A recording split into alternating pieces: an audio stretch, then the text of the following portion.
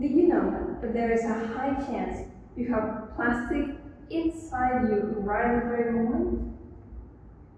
Well, that's something we have in common with the rest of the world, from the top of the Mount Everest to the bottom of the deepest oceans. We already all know that plastic is everywhere. But there's a new threat looming on the horizon: microplastics.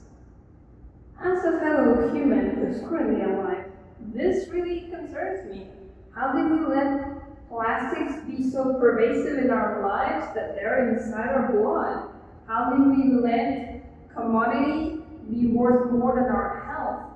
How did we let this happen and go on when we know better? I sometimes look back upon the generation before us who had lead in everything, and they knew it was poisonous, and yet they did nothing about it. And I was taught that wasn't very rational. And yet here we are with the very same scenario many years later. But I'm getting ahead of myself, alright, fine. First of all, what even are microplastics? As the name suggests, they are anything that is a small particle of plastic, defined by being less than 5 millimeters in size.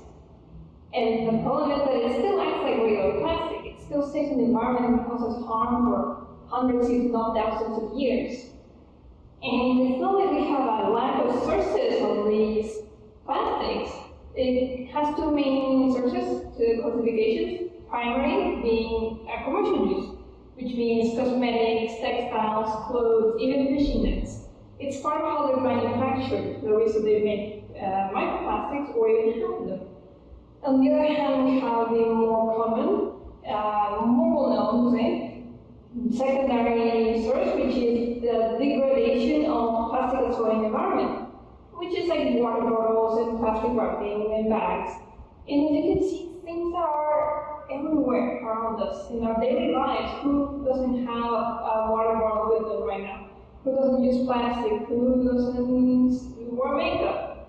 It might not be an absolute number, but it's huge. It's everywhere, and despite harming us, we still have it. And worse yet, we're finding evidence that there's harm in having so many microplastics in our environment. The Journal of Hazardous Materials found that in human cells, it can cause damage. Even at regular exposure levels, at the amount we're obtaining from food, from eating. That's not even counting other sources like drinking contaminated water, or even something like table salt. It's quite literally everywhere. It's almost impossible to avoid. The harm done can be anywhere from something like a simple allergic reaction to full-on cell dying. And this is, again, at regular exposure levels. We only have the information the labs provide us, like pristine controlled environments. And we don't know much about microplastics in the human body yet. It's quite new, it's a new topic of research. We don't know how long they stay in the body. We don't know if they target specific parts of the body. We don't know if they ever leave the body at all. And yet we do know one thing. They are everywhere in the body. They can reach any part of the body. And in the organs, in the tissues, and even have been found in placentas, in babies. This is how far it has gotten. And I really think the only way to stop this is to stop putting plastic in the environment. Once microplastics are out there, it's almost impossible to remove them because of their size, because of their characteristics. The only way is to reduce the amount of plastic in the environment, and we really have to do something. We have no way of protecting ourselves from it right now. It's everywhere. We have nowhere to hide. We have to solve this before it gets worse.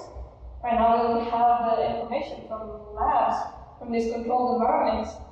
But I really, really do hope we never have to find out the real world effects of having microplastics everywhere around us. Thank you.